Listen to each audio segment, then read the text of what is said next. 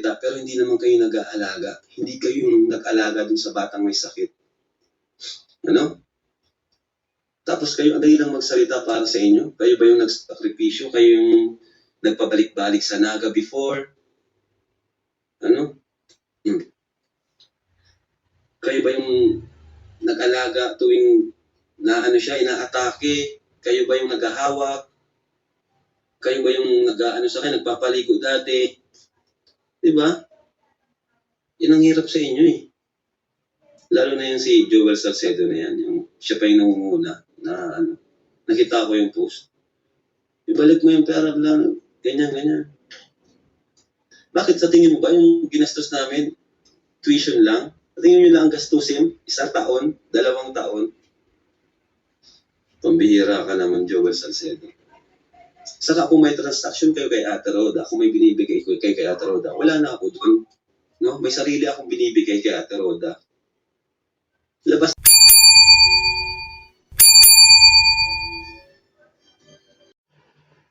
So, ayan, mga viewers ko. Dito na naman po ako. Kumusta po kayo? Mga kabayan ko dyan. Luzon, Visayas, Mindanao. Hanggang sa ibang bansa, kumusta po kayo? Dito naman po ako. Shoutout muna sa inyo, mga viewers ng Chris Pau, Panatik. Mga viewers si Krishna, mga viewers si Pubihero, at ng kanyang team. Viewers si Kalinga Prab, Kuya Bal. Viewers ni Daddy Frankie, viewers ni Miss Ivana Alawi, viewers ni Katekram, viewers ni Senator Rapi Tulfo. Shout out sa inyo mga viewers ng Nabagay ko Charity Vlogger. Welcome po kayo sa aking YouTube channel, Randy Channel. Pag-subscribe, like, share, and comment. Mga viewers ni Bunsubidet, alam kong nanonood kayo dito sa aking YouTube channel. Comment lang po kayo, like, share, and comment, and subscribe kung di pa kayo nakapag-subscribe. Okay? Ito, magbibigay lang ako ng comment, reaction, mga viewers ko, dito sa live ni Kalinga Prab. Kasi hanggang ngayon ay hindi matapos-tapos itong usapin, mga viewers ko, na patungkol sa Kalingap. Patungkol sa Kalingap, mga viewers ko, na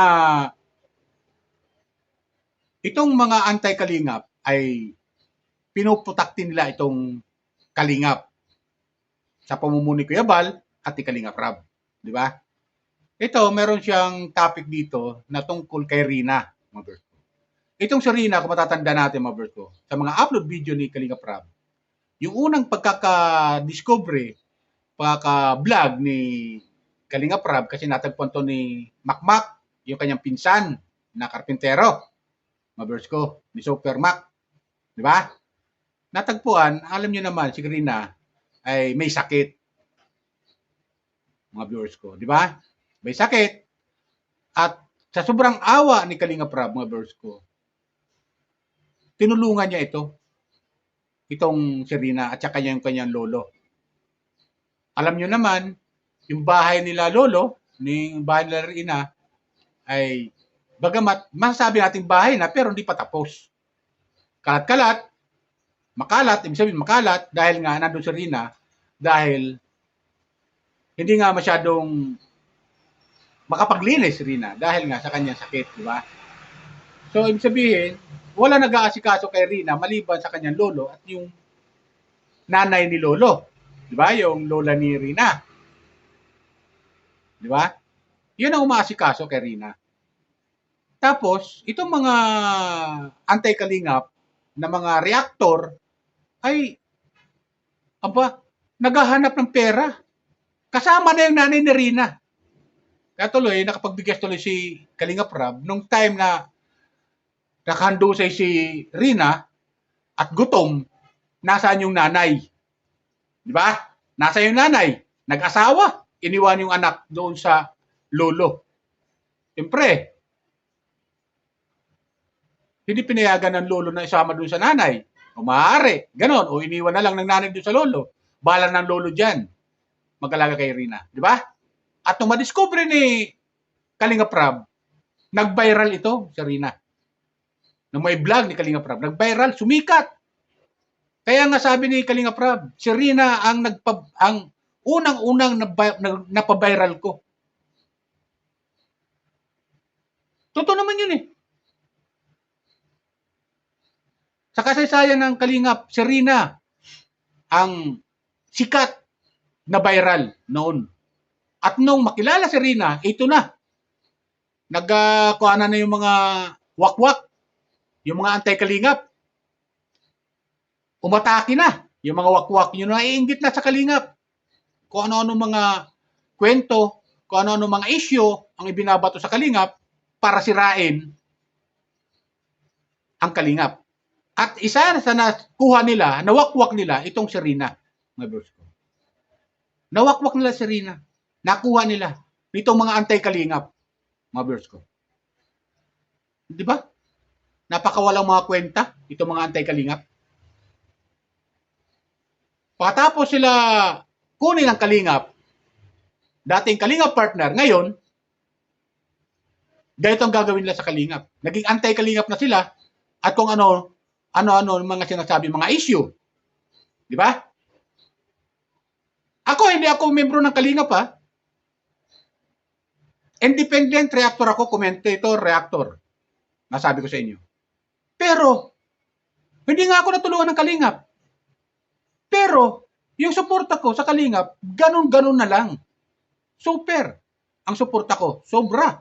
Sobra-sobra ang suporta ko sa kalingap. Kasi nakita ko yung makagandahang ginagawa nila. Yung magpapatayo ng bahay, tulungan yung may mga sakit, katulad ni Rina, tulungan yung mga beneficiary nila, inaalagaan nila, sabihin, natutulungan nila, kasama yung mga sponsor doon. Di ba?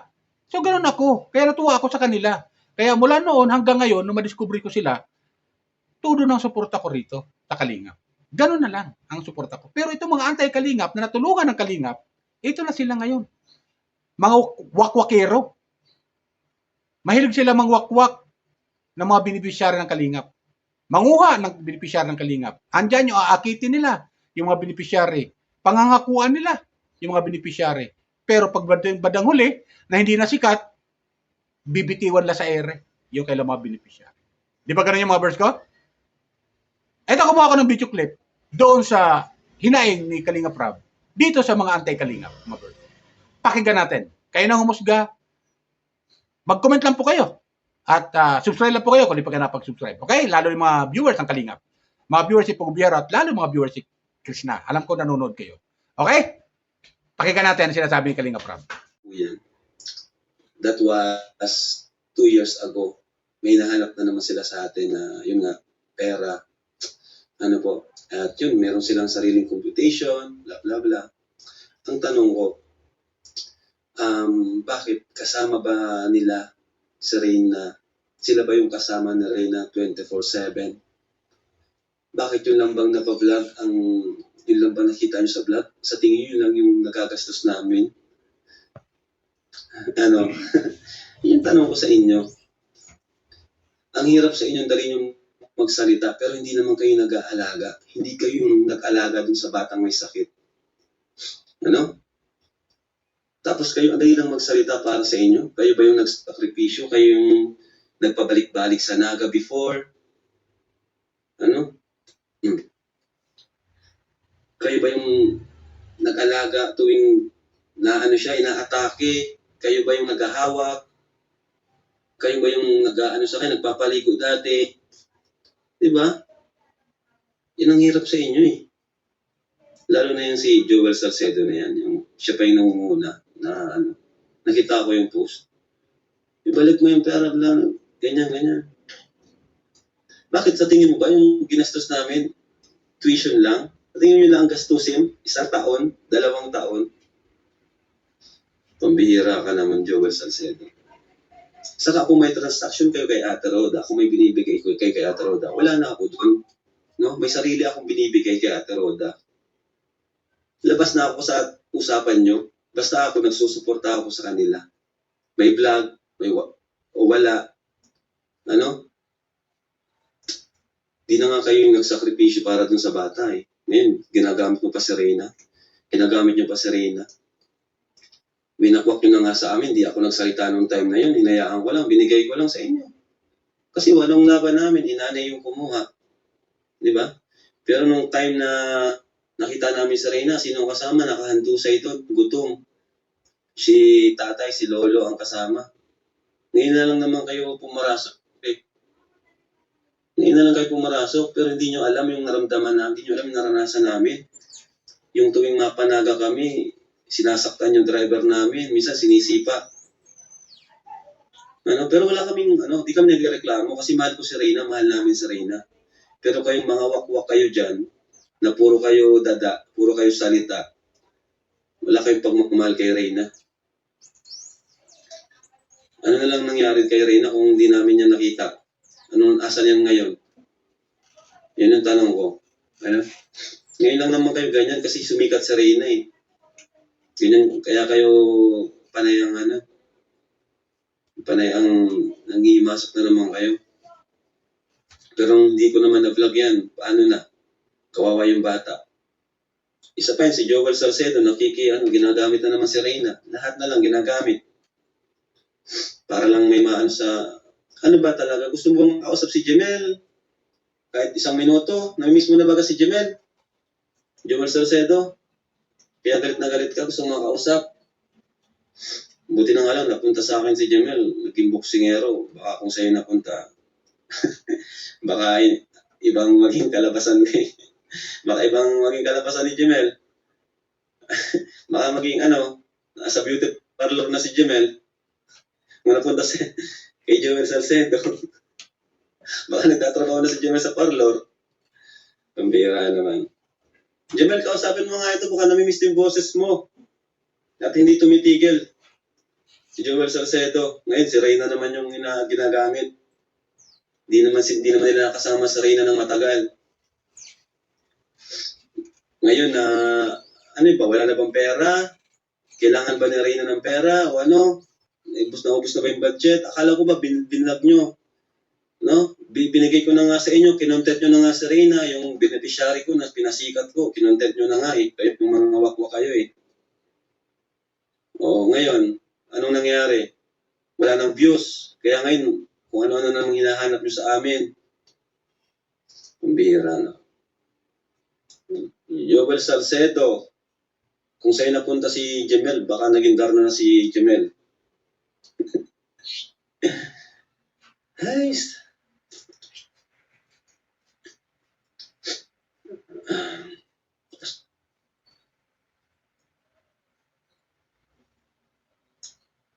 Nainggit sila. Real talk to the highest level. Yes po. Pag ako talaga nagsalita, ay talagang sasabihin ko. Kaya kung ako sa'yo nanay, sa halip na maghanap kayo ng perang na ginamit na nga ni sa anak nyo, magpasalamat na lang po kayo. Kasi inalagaan po yung anak ninyo. Si Ate Roda, siya yung nagsilbing nanay, yung mga panahong kailangan ka niya. Mga panahong si Reyna ay talagang sa pinaka-worst situation. Di ba? Nasaan ka nung time na yon? Kaya sa halip na ka dyan, salamat ka na lang kay Ate Roda sa Team Kalingap. So ayan, di ba mga birds ko? Nakita natin yung sinasabi ni Kalingap Rab. Nung time na si Rina ay nangangailangan ng tulong, nasaan itong mga anti-Kalingap? Di ba wala sila? Lalo-lalo ng mga nagwakwak kay Rina, yung kumuha kay Rina mula sa Kalingap, bibitiwan nila sa ere si Rina. Kailan lang nagpa-birthday si Rina, di ba? Napanood natin yung birthday ni Rina. Bagamat maganda, masabi natin. Pero nakukulangan tayo. Bagamat ando na. Pero itong mga anti-Kalingap, naghahanap pa ng pera kay Kalingap Rab. Nasaan daw yung pera ni Rina? Ang kakapal ng mga mukha, di ba, mga birds ko? Ang kakapal ng mga mukha nito mga taong ito. Wala na nga sila na itulog kay Kalingap Rab sa pag-aalaga kay Rina 24/7. Maghahanap pa ng pera. Lalong-lalo ni nanay. Kaya sabi tuloy Kalingap Rab, wala nang budget? Bakit? Nasaan yung pera? Yung kinikita ni Rina mula sa mga sponsor, saan napunta na? Maghahanap kayo ngayon kay Kalingap Rab. Dati nasa Kalingap yan, ay marami mga sponsor sumusuporta. Naturalmente. Na itong mga sponsor na tumutulong kay Rina noon, nung wala na sa Kalingap, bibitaw yan. Bibitaw yan sa inyo. Hindi yan sasama kay Rina. Hindi yan magtutuloy-tuloy na suporta kay Rina. Di ba? Kung may sumama kay Rina o ano to, ng mga sponsor, kayo na lang yun. Pero yung iba na talagang tumutulong kay Rina, sumusuporta sa Kalingap, bibitaw yun. Mananatili sa Kalingap yun. Natural. At iba ng kanilang tutulungan. Maaari yung ibang sponsor doon, napunta kay Joy. Di ba? Marami sponsor si Joy. Napunta kay Carla. Di ba? Kay Dara. Di ba? Napunta kay Biancy. Yung ibang mga sponsor tumutulong kay Rina dati. Di ba ganun yun? Hindi sasama sa inyo yun. Ngayon, nasa pangangalaga nyo si Rina ba? Alagaan nyo si Rina, huwag nyo pabayaan. Kukuha-kuhain nyo sa Kalingap, si Rina, wawak-wakin nyo sa Kalingap. Ngayon, hindi na sikat si Rina, hindi na sikat. Ganyan ang gagawin ninyo, magngangawa kayo ngayon. Kaya maghahanap kayo ng pera kay Kalingap Rab. Nasa yung pera? May pinatago ba kayo kay Kalingap Rab? Ang kakapal din ng mga mukha ninyo, ah. Ito mga viewers ko, tinutukoy ko rito, ito mga anti-Kalingap na bumibira sa Kalingap, na wala naman sila na itulong sa Kalingap. Lalo-lalo na kay Rina. Tapos ngayon, magngangawa sila para silang mga baka. Di ba? Para silang mga baka, para silang mga baboy na pag nagutom, walang makain, naghihisigaw. Di ba ganun yan? Di ba yung mga baboy, pag walang sila makain, lalo kung nasa kulungan, ang iingay, ganon nangyayari dito sa mga anti-Kalingap. Di ba? Shoutout sa inyo mga viewers ko. Comment lang kayo kung tama sasabi ko. Ang kakapal ng mukha nitong mga anti-Kalingap na to eh. Pagkatapos sila tulungan ng Kalingap, pagkatapos sila maging kapartner ng Kalingap, ganyan ang gagawin nila nung tanggalin sila sa Kalingap. May tutukoy sa itong Joey Salcedo. Sino ba itong Joey Salcedo ito? Di lang niya daw nakuha si Gmail. Gusto niya lang, sabi tuloy ni Kalingap Rab eh.